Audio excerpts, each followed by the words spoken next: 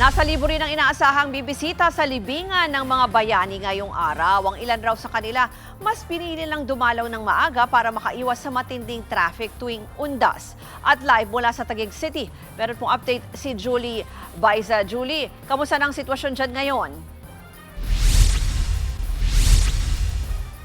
Ruth, nag-uumpisa ng dumami ang mga kapatid natin na bumibisita sa kadi-kadilang na mayapang kaanak dito sa libingan ng mga bayani. Kabilang sa mga nakahimlay dito sa libingan ng mga bayani ang mga dating presidente, mga sundalo, mga veterano ng gyera at national artist. Kapansin-pansin din na maraming dumadaan sa himlayan ni dating Pangulong Ferdinand Marcos Sr. Kada taon raw mga loyalist ang dumadaan sa puntod ng namayapang Pangulo. Hindi rin nawala ang mga tagahanga ng national artist at superstar na si Nora Honor. Magkahalong lungkot at saya raw ang nararamdaman ng iba lalo't ngayon lamang daw nila nakita ang puntod ng superstar.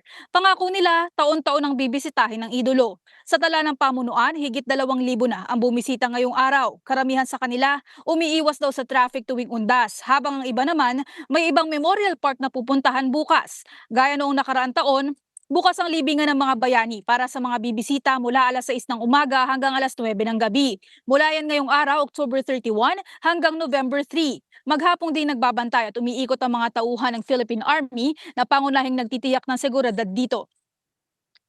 Ruth, kung makikita mo dito sa likuran ko, nandito tayo sa harap ng puntod ng superstar Nora Honor. Maghapon walang patid yung punta ng mga tao dito. Grupo-grupo silang dumadalaw. Ang ilan sa kanila isinasabay lang daw sa pagpunta sa kanilang mga kaanak na binisita dito. O yung iba naman sinadya talaga na puntahan para makapag-alay ng bulaklak sa puntod ni Nora.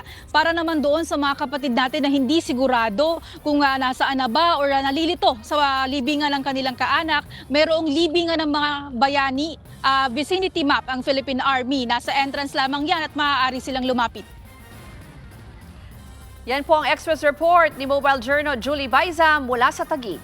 Mga kapatid, Ruth Cabalpo, para sa mabilis na pasada ng mga balitang dapat niyong malaman, mag-follow at mag-subscribe sa social media pages ng News 5.